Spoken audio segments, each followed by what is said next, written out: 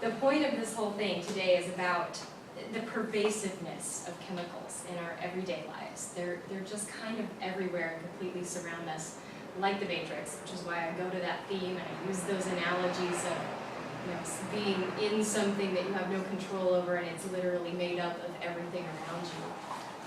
So a little background about me just to get started and introduce how I got started doing this. My husband actually has chemical sensitivities, has multiple chemical sensitivities, and he developed that through exposures at work about 9 years ago. He was in the plastics industry, melting skylights, domed skylights, and breathing fumes from that, and then cleaning the skylights with industrial solvents all the time. And so over long term, he started developing lots of strange symptoms, and we didn't know what was wrong with him, and went through the whole medical odyssey that people go through when you discover MCS. So I got involved myself just telling people the things that I was learning along the way. And it's been, like I said, 9 years. It's been a journey for us of learning. You self-discover and you find out more the more you try. And I also do beauty pageants, so that's kind of the other side of this, is that I needed something to get out in the community and push me to be involved and be out there doing something. So I started the Naked Project, which is a nonprofit. It's brand new. We're actually not 501c3 registered just yet, but we're working on it. And the goal of that is awareness. We want to do some local events around Seattle, Bellevue to join the community and raise awareness through those events. So we're going to have, throw some great parties, have some auctions, maybe a 5K, and get people involved in it.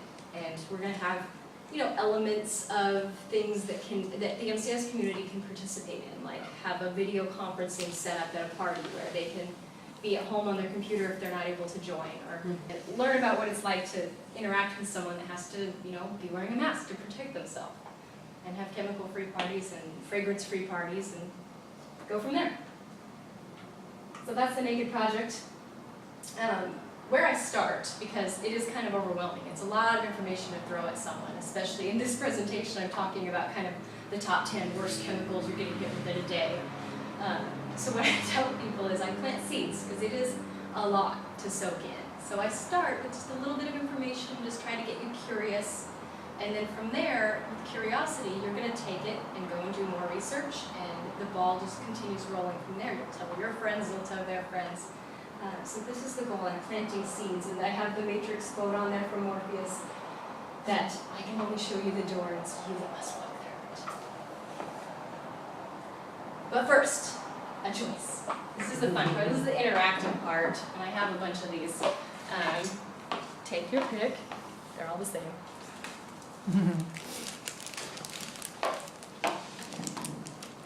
Okay, so you guys, everybody's seen Matrix, right? I'm not speaking to the unfamiliar. So the choice is the blue pill or the red pill. The blue pill, you wake up tomorrow in your bed and believe whatever you want to believe, and the red pill is you stay in Wonderland and I show you how far the rabbit goes. So I assume, of course, everyone would choose to eat the red pill, but I have jelly beans. So if you eat the blue pill, that's what you just got. That list of ingredients. They're just Jelly Belly's regular 30 flavors, so you're not necessarily getting every single one of the artificial colors and flavors, but blue, for sure, and a lot of the rest of that, high fructose corn syrup and modified cornstarch and all of that. But if you choose to eat the red pill, I gave you organic jelly beans. There it is, they're sweets. So anyway, those are great. They're, I get them at the gluten-free store, but I think they have them at Whole Foods too. Okay, so jumping right into it. I want to start throwing some pieces of information out there. According to Harvard School of Public Health, in the United States, the average person is exposed to more than 100 chemicals before you leave the house in the morning. The figure I actually had for women is 168. 84,000 chemicals currently legal for commerce in the U.S. and 13,000 in cosmetics alone. Now, that's usually the category of things I go to first when I talk to women. It's a common ground, it's something we all like to use and talk about, so cosmetics is a big hot button for me. Only 10% of those have been evaluated for safety. Because the current law, the way that it was written, 1976 was the last time they updated the Toxic Substances Control Act. And they wrote it to say that you have to prove harm before they will review a chemical to take off the market, rather than prove safety before it goes on the market. Oh my gosh. And then, of course, to prove harm, you have to pay for the study yourself, and publish it, and peer review, and all of that. It's very hard to prove something is harming people.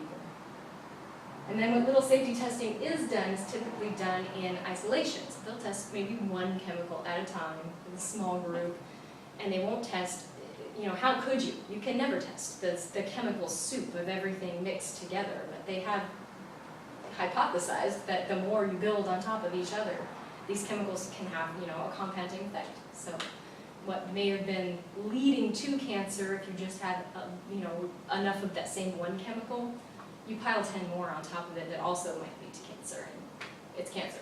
Unveiling the chemical matrix, this is where we really wanted to get into that. Out of the millions of chemicals you're exposed to just walking around day to day, I tried to narrow it down to 10, because a top 10 is easy to discuss and get through in an hour. So I picked my personal top 10, kind of the ones that are pet peeves for me and that I think are the worst.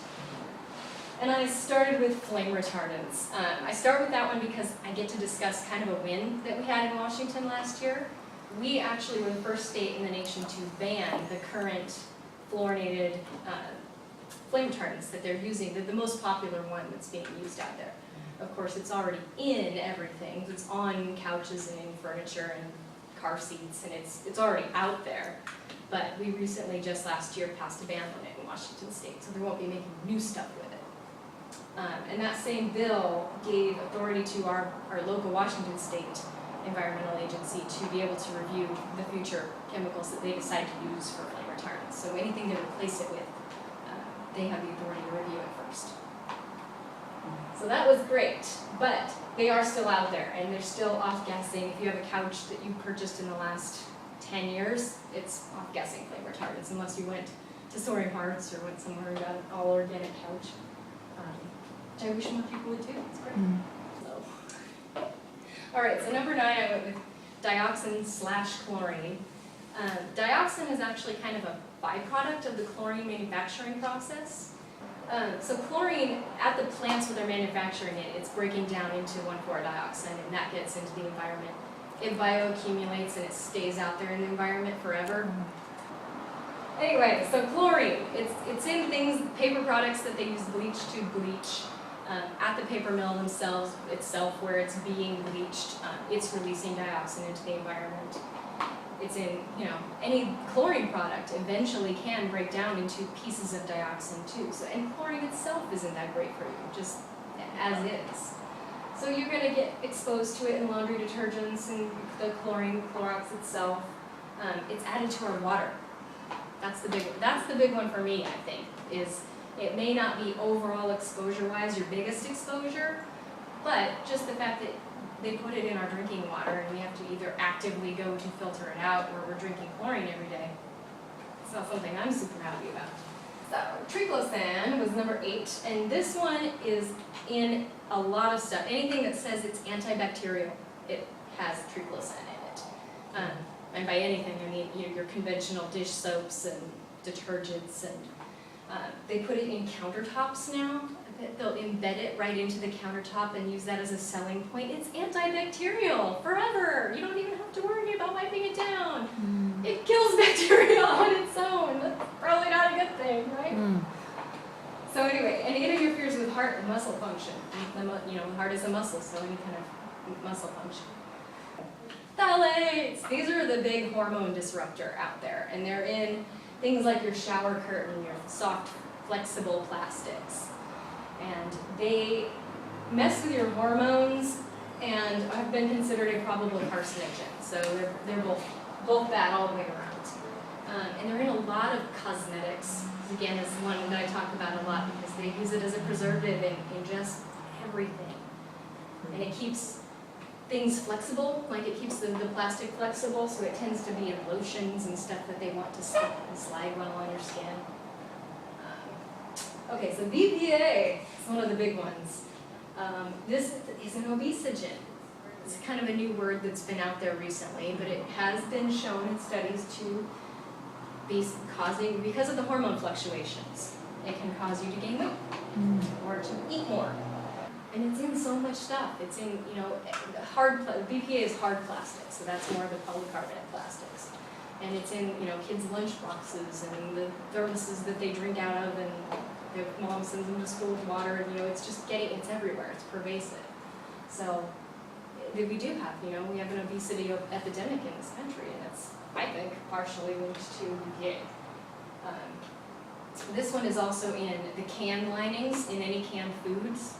If you're not specifically called out as BPA-free can lining, even organics, you have to look for the specifically says BPA-free on the can lining. Or avoid eating all canned foods. And then there is receipts. This is the other weird one. It's on the paper that comes out of cash registers because it tends to help them kind of slip, or it comes off of the cash register plastic itself. But there have been all kinds of tests now showing you handle receipts for even 10 seconds and the levels of BPA in your blood go up. Yeah, so I try to avoid handling receipts. When they ask me, do you want your receipt? I usually just say, no, I don't need a receipt, that's fine. Or take it like this. And throw it in the bag. I put that slide in there because it was getting heavy. Like all of the, this is gonna kill you, give you cancer. We need to just take a moment. It's okay. You can avoid this stuff, it can be done. And we're back into the chemical matrix. So heavy metals. I couldn't choose just one to call heavy metal the worst on my list, so I lumped them all together in a big category and just said metals. Metals are bad. So anyway, yeah, aluminum is the first one that comes to my mind most often because it's in deodorant. It's in antiperspirant deodorant, actually. The kind of just deodorant and they don't make you stop sweating, you're probably good. If they stop you from sweating at all, then it probably has aluminum chloride in it. And that has been linked to breast cancer. So there's just metals in everything, special stuff that comes from overseas. China is big on pollution of metals, cadmium and lead in everything. Child's toys and any product you get from China probably has lead in it, or arsenic or cadmium. And then mercury. Mercury is still used in dental fillings, although most dentists now have switched over to the non-mercury kind. I still have them in the mouth. And it's a vaccine preservative. It's an ingredient in the preservative that they use in vaccines. So as they're pushing more and more and more to have vaccines, and more vaccines, as 30 years ago when we were kids and started getting vaccinated, it was the list of 5 or 6 shots that you had to get, and now kids get 30, 40. So it's more and more and more stuff, and it's all preserved.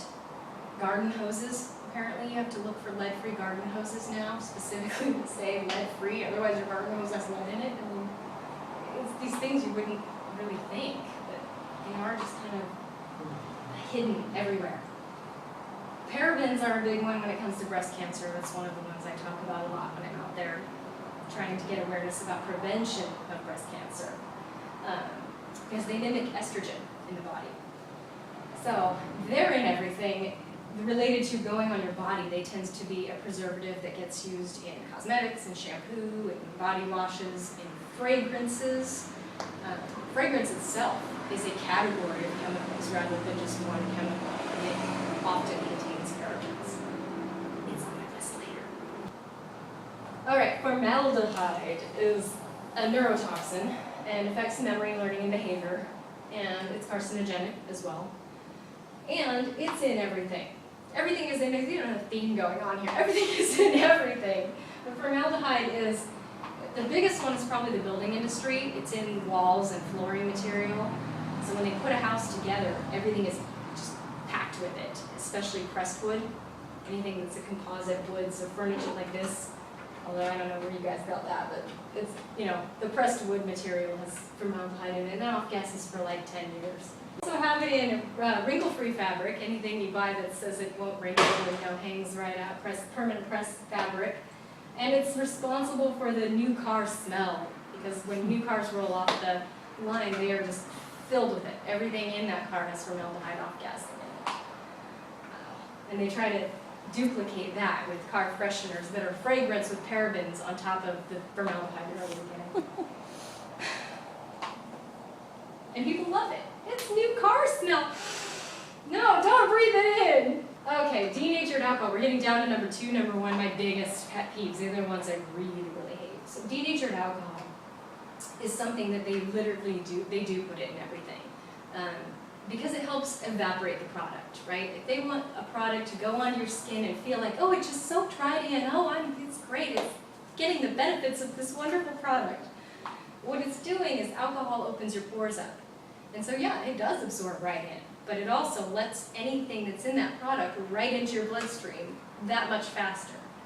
So having the denatured alcohol in there itself, just the alcohol will do that. It allows any other parabens, fragrances, anything else that's in that product right into your bloodstream. But the denatured part, the word denatured right there, right off the top, denatured, they took the nature out of something. Mm-hmm. It's alcohol itself made from corn, ethanol, so it's made from genetically modified corn, most likely. But ethanol itself is a natural substance. It's, just alcohol. What they do though is because they can't sell it in giant barrels in the large quantities that they want to sell it to manufacturers of products that are not for human consumption, you're not going to drink them. They have to add a poison to it so that you don't drink it, because it can't be sold that way in large quantities. And it's taxed differently and all of that than drinking alcohol. So denatured alcohol, which you'll see on the label of any kind of cosmetics, lotions, sanitizers, it's perfume. It's the base of every single perfume on the market. And it's denatured before they sell it to the market because they need to prevent people from chugging it. Yeah. And the denaturing agent that they use, that's the chemical molecule I put up there, methyl isobutylpropylene, whatever it is. It's a carcinogenic. And it's in everything. Fragrance. I put fragrance as number 1 because it is my biggest pet peeve. With a husband that has chemical sensitivities, fragrance is what we run into every day, and it's what we have to protect him against because it's the biggest trigger on that. It is in everything. The biggest triggers for him literally are laundry detergents, fabric softeners, and dryer sheets, and like those little scent pearl boosters that you can add to your laundry that go for 30 days of freshness. Those are terrible. They will hit him and he'll be down sick for days if he gets exposed to one of those. They're just awful. So fragrance, yeah, and it's literally, it's not just fragrance, right? It's a category of thousands of chemicals that make up fragrance. But the way that it's regulated, they only have to put fragrance on the label. It just says fragrance. And it could be 100 different chemicals that are all proprietary, and it's all protected. They don't have to list what their formula is or which chemicals of the mix they use to make their fragrance. So it's scary because there's no way to track it. There's no way to test it. We don't know what's in these things. They're not required to be listed. And it goes back to that thing at the very beginning when they'd only test chemicals in isolation. With fragrance, there's no way to even test what it's doing. It's so many things just mixed together. And they're being engineered now more and more each day. They're engineering fragrance chemicals so that they won't break down in the environment, or that they will be time released in little microcapsules. So you'll see a commercial on TV, something where it says, brush and release your skin, and it's a shower gel where you see the woman in the red dress spewing off flower petals as she walks. Oh, brush your skin and it releases fragrance. Those are like death to my husband that has chemical sensitivities. And they just sell it like it's a great thing. And you're poisoning yourself and your skin and your bloodstream for days after you put them on.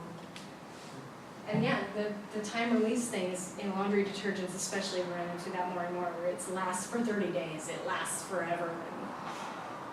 You don't want fragrance to hang around in the environment for 30 days. We want to get rid of it as quickly as we can. And in my life, it's like we're constantly searching for what more can we do? What can we do to get rid of this burden that they're placing on us and we're not even asking for? So what can we do about it? We have a choice. So the next couple of slides I went through breaking down a couple of categories of life. I think I have like 6 or 7 different categories where you can just make simple shifts and it starts the process from there. Just a shift from what is normal and mainstream to choosing to go outside and look a little bit more, just search out there for what's out there. I put black bars over all the brand names because I don't want to get sued. And I might, who knows? They have lots of lawyers and I don't. I'm just like a small nonprofit gal. So anyway, the things that you can get out there that they're just forcing upon you, especially the genetically modified thing, that's just something that's being forced upon us, and we don't really, we're fighting. We're asking to have the choice and we're asking to have the right to know, but as of yet they haven't given it to us in a clear way. They just passed a bill that was nicknamed the DARK Act, the Deny Americans the Right to Know Act, because they're going to call it labeling and they're going to say it was GMO labeling, and we now have mandatory GMO labeling in the U.S., but what it did was preempt states' rights to pass labeling bills. So now we can't pass our own that would be anything better than what they passed. And what they passed says that they can get away with putting the label in a QR code on the back. So that's all they have to do is slap a QR code on it that takes you to their website, and you're scrolling with your smartphone trying to figure out on their website if that product has GMOs or not. It's not going to be very effective. So it's better to just stick with organic for now. It's kind of our only option for a label. We still have Project Verified, but I don't know if they're going to let us keep that with the new bill. But USDA organic label, that's kind of the best we've got for now, and we constantly have watchdog groups on them trying to keep that standard high. So I put pictures of like my favorite local organic stuff, Badger Mountain, which is the Chardonnay I have over there, if you want to help yourself. Laundry. So laundry is a fun one to actually experiment with and start exploring the world of what alternatives are out there to like your average stuff. The Unstoppables. I won't say the name of the company that makes the Unstoppables product, but I have seen videos of those recently where people are putting on Pinterest or some, housewives at home. This is a fun way to scent your home, and they'll heat those things on the stove. Oh my gosh. I'm in the real estate industry too, and I've seen realtors doing it for like open houses. I mean, this is a great way to scent them. No! Use some essential oils and a diffuser. What are you doing? But the Freed Mind uses a more natural approach, and we have these wool dryer balls, are fantastic. If you haven't tried them, they work just like a dryer sheet. They take static right out of your clothes. And they're reusable over and over and over again. You never have to buy new ones that I know of. And soap nuts, that's what we use for our laundry detergent. I love soap nuts. They grow on trees. They come from Thailand mostly, or China. But we have a couple of sources where we get organic ones, and I have them listed up on my website, and at the end of this there's a little resources list. Where we just love soap nuts. You can boil those things on the stove and make a concentrate of the liquid, and we use that for a spray cleaner around the house. You can use it for shampoo. It's fantastic stuff. They grow on trees. All of this stuff was just given to us by nature and the universe, and we've rejected it and tried to go our own way, but it's all here. It was all given to us right from the beginning. So then we've got cleaning, which again, you can just go with stuff that nature gave us. And stuff that's been old wives' tales, old wives' remedies for years and years. Oh, baking soda and vinegar, that's your cleaner. Don't clean anything. Clean a toilet, clean a sink. I put activated charcoal on there, which is a fabulous product too, it whitens your teeth. And it takes chemical scents and perfumes and fragrances right off of your skin. And it's super healthy for you. You can take it internally and it absorbs toxins.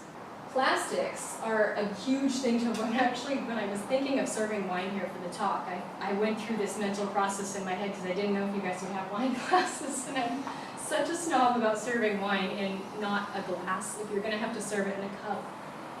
I couldn't do paper cups.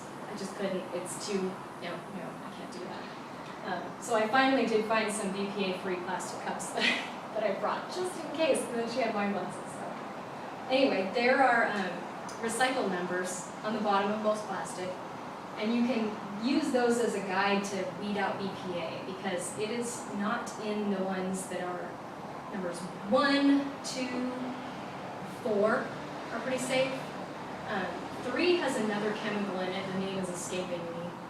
And the ones you want to avoid are 6 and 7.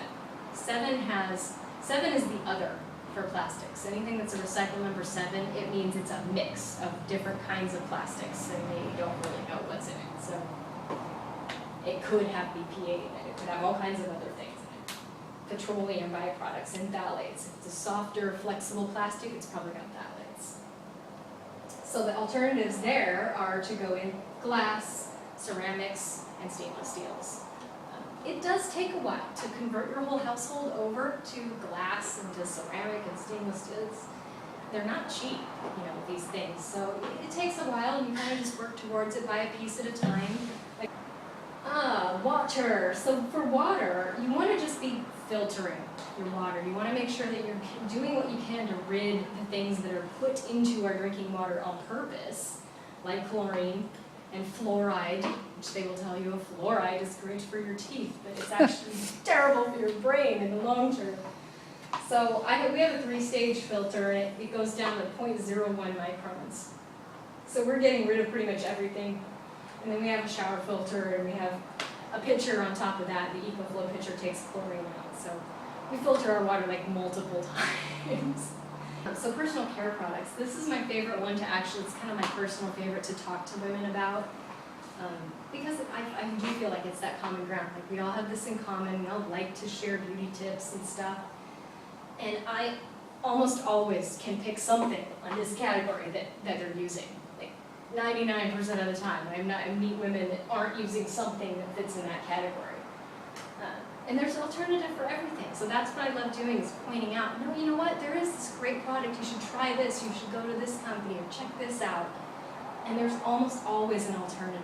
So I run into this a lot in the beauty pageant world, trying to be out there and compete at the same level with these girls that are using clouds of aerosol hairspray, and they're just covered in the best quality makeup you can get that plasters their face to look like a Barbie doll. There is alternatives though, and so I have this wonderful company actually based in Redmond, Washington, Gabriel Cosmetics. They sell nationwide at Whole Foods, and they have a boutique in Redmond Town Center.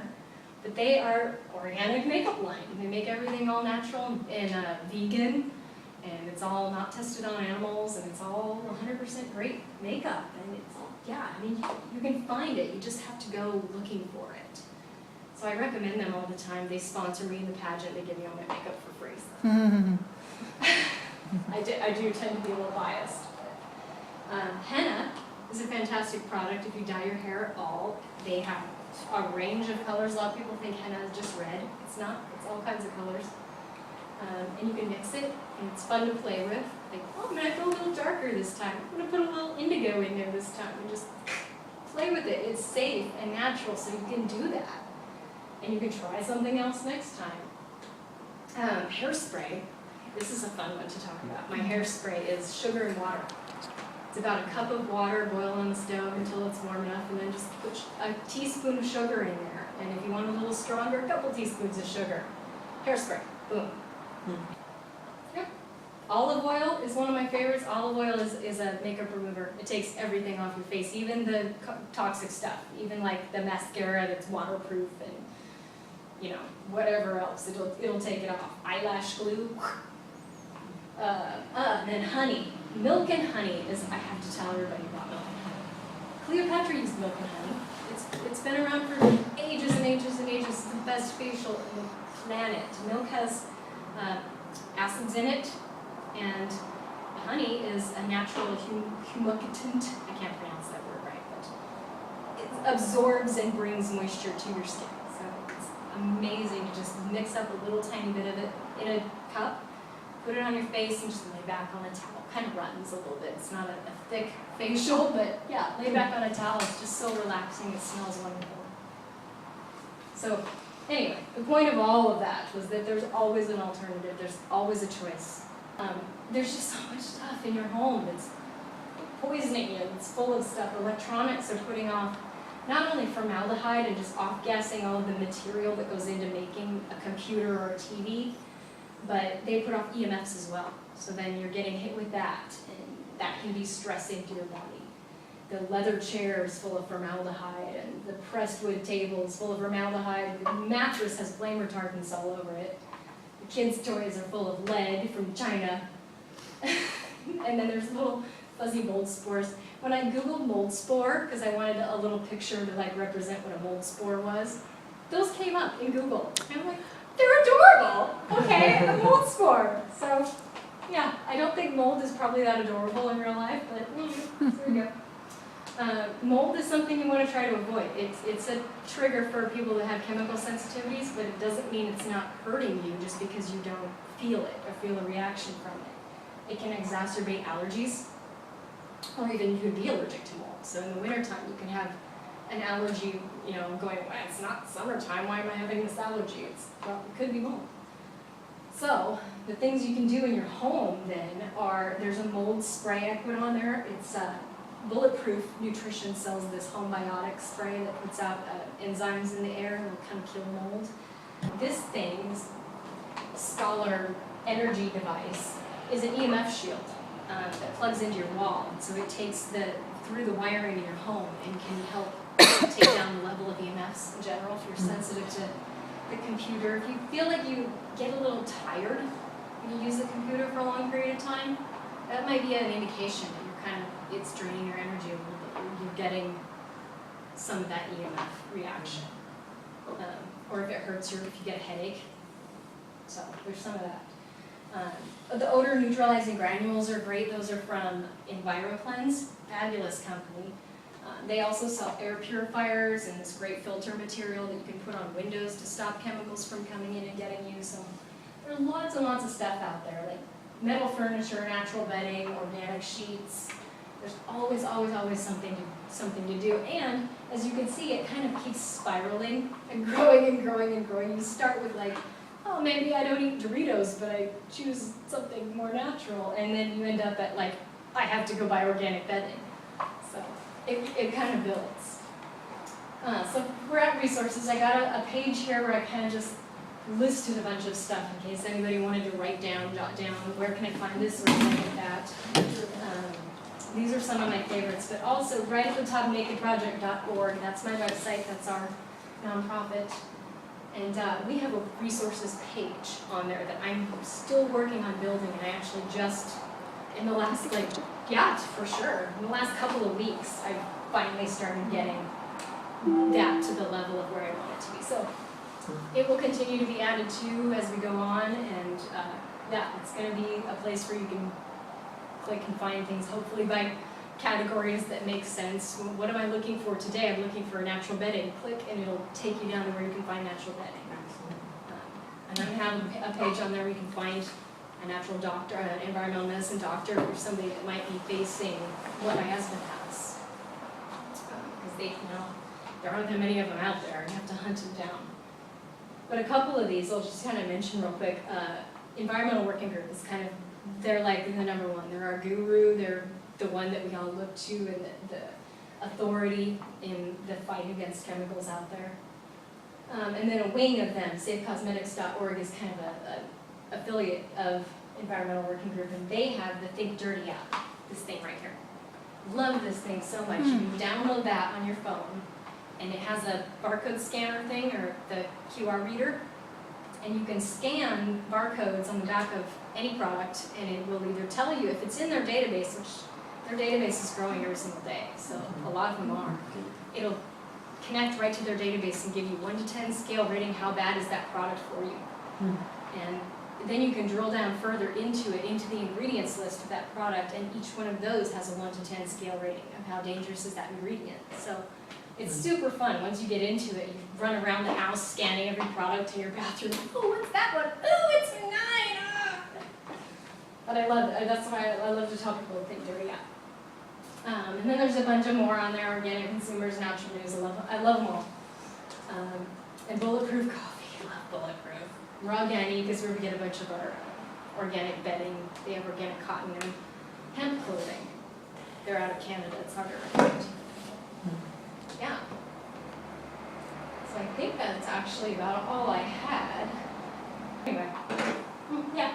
There, your mind is free. Go get more knowledge.